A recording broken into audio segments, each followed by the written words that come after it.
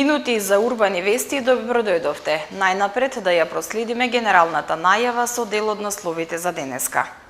Изложба на Владан Рангеловиќ во Бутел. Интервју со градоначалникот на општина Петровец Борче Митевски. Денеска и утре запишување во средните училишта. Од 20 до 22 јуни ќе се одржува статуа фести Баскер караван. Околу 20 слики се изложени во холот на општина Бутел од циклусот Црвена игра на ликовниот уметник од Србија Владан Рангеловиќ, кој е долгогодишен учесник на ликовната колонија во Љубанци. Изложбата која денеска беше отворена е неговата 40-та самостојна изложба, а граѓаните ќе можат да ја погледнат до 26 јуни. Во холот на општина Бутел изложени се 20 слики од циклусот Црвена игра на ликовниот уметник од Ниш Владан Ранđelović.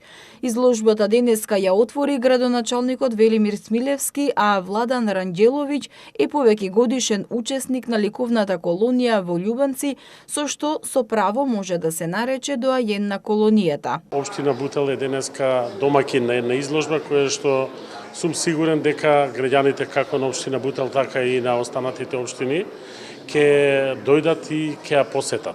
Со оглед на тоа дека Видан е веќе наш годишен пријател, можам да кажам, традицијата на општината веќе како 6-та година ја практикува да биде учесник во ликовната колонија во Љубанци.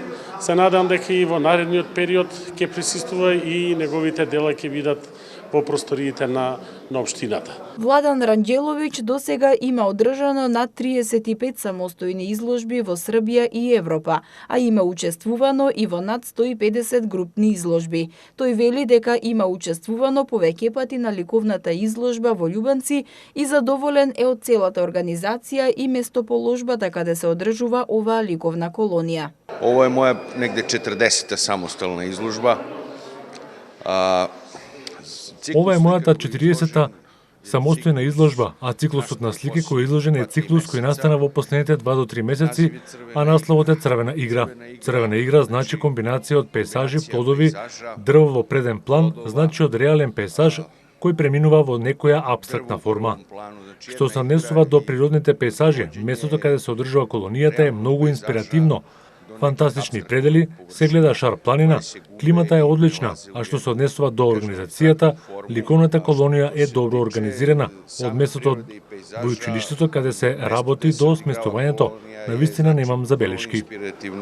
Могу да кажем фантастични предели, де се из дворишта види Шар планина, види се сада, значи снег и ово, клима е изузетна. Што се тиче организација, колонија е добро организована. Значи и место за колонiju, школа, интернат де се спава, физкултурна сала де се ради, значи буквално немам замерки.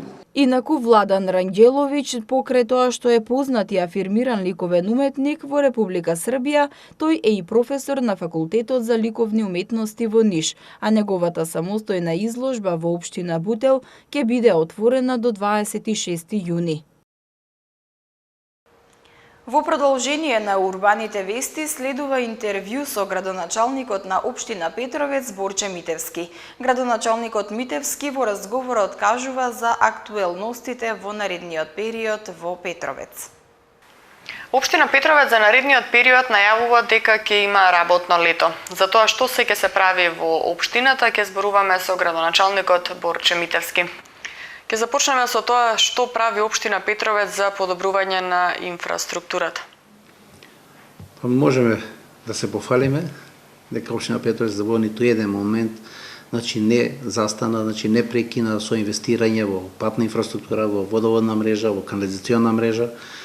Во изминатиот период во Петровец направивме две улици, улица 3 и улица 5 во вкупна должина од 900 метри. Улиците се со ширина од 5,5 метри, со пешачки патики од двете страни по 1,5 метри, таму каде што можеше да поставиме пешачки патики од двете страни. Поставиме канализациона мрежа на тие две улици, исто така и атмосферска мрежа водоводна поставиме и очекувам во текот на другата недела и да имаме и свечано отварање на тие две улици. Исто така во населено место Ражаничино асфалтираме две улици, едната улица иде до прославните гробишта, и горе пред прославните гробишта имаме значи и плоштад за некаде околу 70 возила може да се паркираат. Исто така асфалтираме и улицата до манастирот Пресвета Богородица и крак од истата улица пуштиме покрај Бошњачката населба во должина од 200 метри. Вкупната должина на овие улици во населено место Рженичино е околу 1400 метри. Генерално, каква ви е оценката за инфраструктурата, патната инфраструктура во општина Петровец? Па и тука можеме да кажеме дека генерално е во добра состојба, но се уште имаме улици што не се асфалтирани, улици кои порано биле асфалтирани, а немало канализациона мрежа и сега се соочуваме со тој проблем, значи ќе мораме да вршиме ископ на тој асфалт, да поставуваме канализациона мрежа и повторно да ги асфалтираме улиците. Освен што работите на подобрување на патната инфраструктура, започнавте и со изградба на спортски сали во основните училишта во општина Петровец, како и на реконструкција на фудбалски терени. Кои училишта ќе добијат спортски сали и кои фудбалски терени ќе бидат реконструирани? Па во тек е изградба на спортска сала во населеното место Средно Коњари.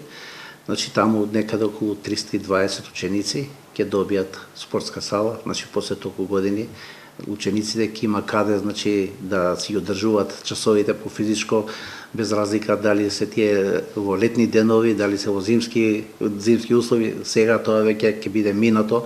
Очекувам спортска сала во Средно Коњари да биде некаде за 7-8 месеци комплетно завршена, бидејќи се обезбедени финансиските средства. Исто така и во населено место Катланово, и таму правиме мини спортска сала, и таму имаме некаде околу 40-45 деца, каде што и таму ќе се подобрат условите за спорт на тие деца, и таа спортска сала очекувам да биде готова за некаде 5 до 6 месеци.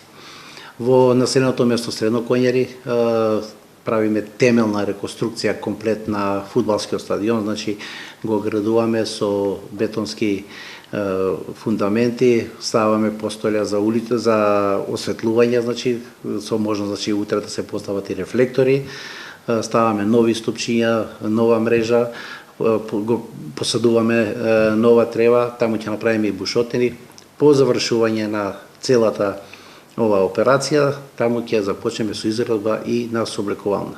И сооблекувална ќе направиме не само во Долно Коњари, него ќе направиме и во населено место Рженичино. Бидејќи имаме 4 фудбалски клуба, фудбалски клуб Петровец, фудбалски клуб Средно Коњари, таму имаме веќе стадиони, имаме сооблекувални, фудбалски клуб Долно Коњари и фудбалски клуб Рженичино, немаме сооблекувални, но имаме фудбалски стадиони изградено и условите ќе бидат подеднакво за сите фудбалски клубови исти. Кои се плановите на општината за наредниот период?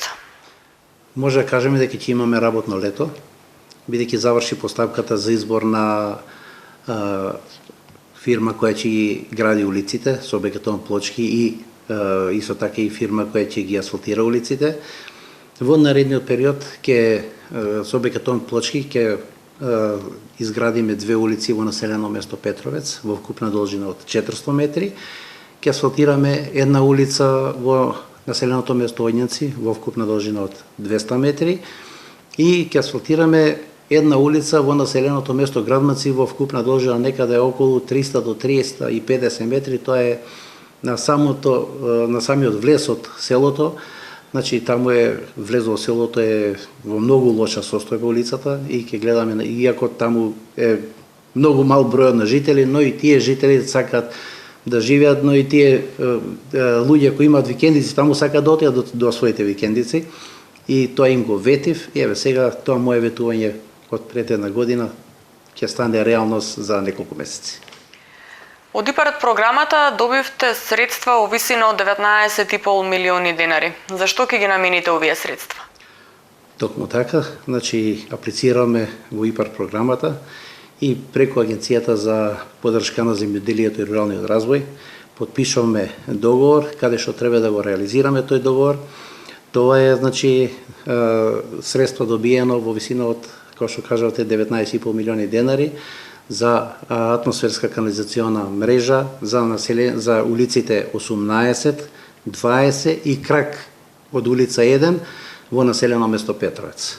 Значи тоа е некаде околу 800-850 метри должина и таму некаде околу не повеќе, ама сигурно околу 120-130 домаќинства ќе го решиме оној проблем и со подземните води што го имаат, и со атмосферската, и со канализационата мрежа.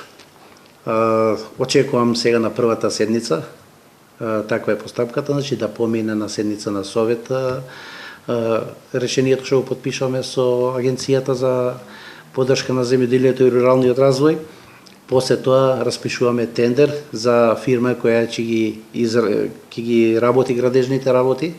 Таа постапка е некаде околу 30 до 35 дена комплет да се заврши, што значи дека при крајот на јули, односно почетокот на август, ќе започнеме со поставување на одводни канализациони цевки на улица 18, улица 20 и крак од улица 1. Тоа го ветив на жителите, стварно имаше жители од улица 18 што доаѓаат тука и дел од нив и не верува граничник дали ќе биде, дали ќе ти се одобри проектот. Ја ги убедував дека тоа е веќе завршена работа и еве сега испадна вистината на виделина дека општина Петровец во летниот период ќе биде работна општина, значи во ниту еден момент нема да застанеме со градични активности.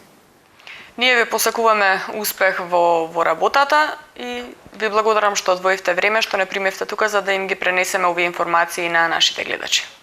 Ви благодарам што дојдовте и што ми дадовте можност да ги информирам жителите од општина Петровец за сите активности општина Петровец што ги имаше изминатиот период и сега што ќе ги има во наредниве 3-4 до 5 месеци. Благодарам уште еднаш. Ние продолжуваме понатаму. Денеска и утре е првото пријавување за запишување ученици во прва година средно образование. Како што информираат од Министерството за образование и наука, ранг листите со резултатите ќе бидат објавени на 19 јуни, додека пак второто пријавување и запишување на учениците ќе биде на 24 и 25 јуни. Во средните училишта денеска и утре е првото пријавување за запишување ученици во прва година средно образование во учебната 2019-2020 година во јунскиот уписен рок. Ранг листите со резултатите од запишувањето и слободните места од првото пријавување ќе бидат објавени на 19 јуни. Второто пријавување и запишување на учениците е на 24 и 25 јуни, а третото на 1 јули. Конкурсот на Министерството за образование и наука обезбедува 35.690 ученички места, од кои 24.581 на македонски наставен јазик, 10.123 на албански наставен јазик, 952 на турски наставен јазик и 34 на српски наставен јазик. За гимназиско образование предвидени се 10.713 слободни места. За стручно образование во 4 годишно траење слободни се 18.365 слободни места. За стручно образование во 3 годишно траење 5.490, а за стручно образование во 2 годишно траење има 408 места. Министерството за образование и наука најави дека од учебната 2019-2020 година во сите средни стручни училишта ќе почнат да се реализираат новите наставни планови и 1040 модуларно дизајнирани наставни програми за стручно образование со 4 годишно траење, кои предвидуваат воведување на учењето преку работа во трета и четврта година како интегрален елемент во системот на техничко образование и зголемување на учеството на практичната настава и вежби за учениците. Од 20 до 22 јуни во Скопје ќе се одржува интернационалниот фестивал за баскери и живи статуи. На фестивалот учество ќе земат светски познати артисти од повеќе држави, а ќе се одржува на плоштадот Македонија и улица Македонија. Интернационалниот фестивал за баскери, живи статуи, Статуа Фест и Баскер Караван ќе се одржи во Скопје од 20 до 22 јуни, со почеток во 18 часот и 30 минути до 23 часот. На фестивалот учество ќе земат светски познати артисти, баскери и живи статуи од Шпанија, Германија, Украина, Венецуела, Хрватска, Србија и артисти од нашата држава. За музичкиот дел се задолжени Тони Зен, диџеј Бугимен и Онија блузерите. Фестивалот ќе се одржува на плоштад Македонија и на улица Македонија, која води од плоштадот кон Мајка Тереза. Главен покровител на фестивалот е град Скопје, а организатор е Сдруженијето на граѓани Тим Театроск од Скопје. Поскапува Евросупер 95, останатите горива по иста цена. Од денеска нови регистарски таблички со НМК. Објавен повикот за субвенциониран одмор за работници со ниски приходи за 2019 година. Регулаторната комисија за енергетика одлучи од ноќеска на полноќ за половина денар да поскапи бензинот Евросупер БС 95, додека пак цената на останатите горива останува иста. Бензинот Евросупер 95 од ноќеска на полноќ поскапува за половина денар по литар, а цената на останатите горива останува иста, одлучи денеска Регулаторната комисија за енергетика. Со одлуката се врши намалување на малопродажните цени на нафтените деривати во просек за 0,35%. Новата малопродажна цена на Евросупер 95 изнесува 67 денари за литар. Евросупер 98 ќе продолжи да се продава за 69 денари, а Евродизел за 60 денари. Екстра лесното масло за домаќинство за 49,5 денари за литар. Со одлуката на Регулаторната комисија за енергетика за 0,848 денари за килограм се намалува малопродажната цена на мазутот и ќе изнесува 33,003 денари. На светскиот пазар во изминатите 7 дена се бележи пораст на рафинериската цена на кај бензинот во просек за околу 2,44% или за 14,10 долари по тон, а кај дизелот има зголемување во просек за околу 1,088% или 5,95 долари по тон. Курсот пак на денарот во однос на доларот е повисок за 0,82%. Издавањето на новите регистарски таблички за возилата со ознаката НМК почна од денеска. Како што информираат надлежните, замената на старите регистарски таблички со новите ќе се врши постепено при регистрација на возилата, а најдоцна до 2024 година сите возила ќе мора да имаат нови таблички со ознака НМК. Од денеска почна издавањето на новите регистарски таблички за возилата со ознаката НМК. Замената на старите регистарски таблички со новите ќе се врши постепено при регистрација на возилата. Обврската за замена на табличките на кои е досегашната ознака МК со новата НМК произлегува од договорот од Преспа со кој се реши спорот за името со Грција. Одстапувањето во сила на Преспанскиот договор досега се даваа бесплатни налепници со ознаката НМК на граничните премини при влез или излез на возилата од Република Северна Македонија.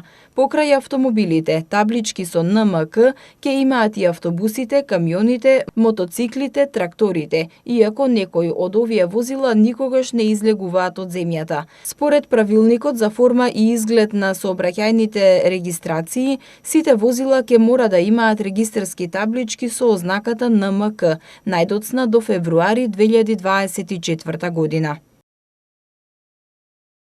Министерството за економија го објави повикот за субвенциониран одмор за работници со ниски примања. Повикот трае од денеска до 30 август, а работниците чии вкупни месечни примања во семејството не се поголеми од 22.000 денари можат да аплицираат. За оваа намена се предвидени 20 милиони денари, со што над 1200 работници ќе можат да отидат на одмор со нивните семејства. Работниците чии вкупни месечни примања во семејството не се поголеми од 22.000 денари, од денеска до 30 август може да се пријават на јавниот повик од програмата за домашен туризам за работници со ниски приходи за 2019 година, што го објави Министерството за економија. Огласот е објавен за поддршка на работниците со ниски приходи, за и тие да имаат можност да искористат годишен одмор. Веќе се направени договори со 25 хотели кои ќе ги примат ваучерите што ќе бидат дадени од страна на Министерството.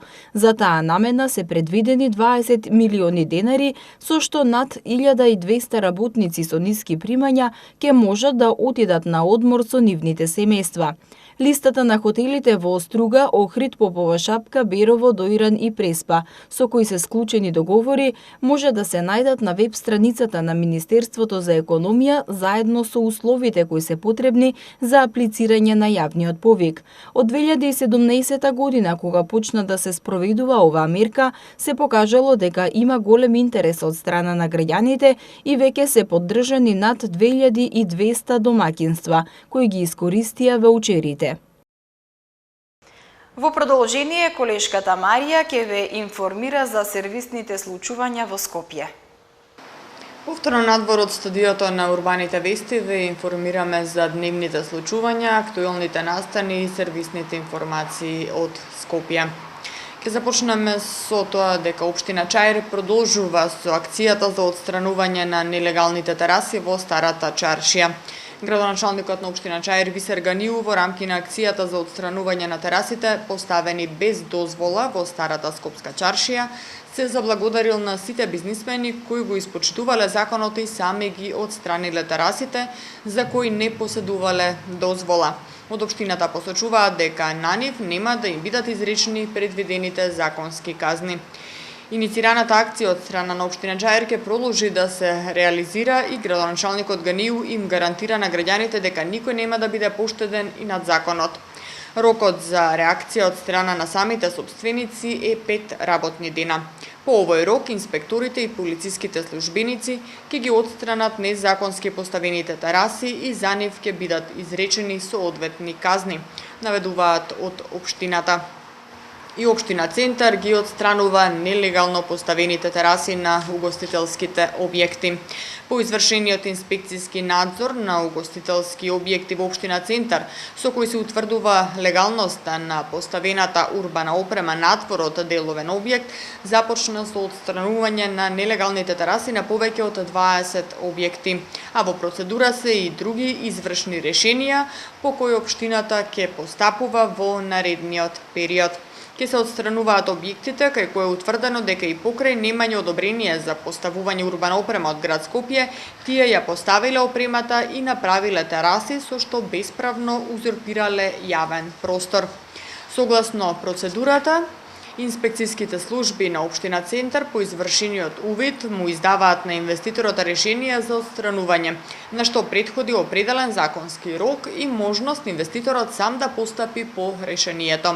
Доколку инвеститорот не го стори тоа, општината со полициска асистенција ќе го отстрани нелегалниот дел.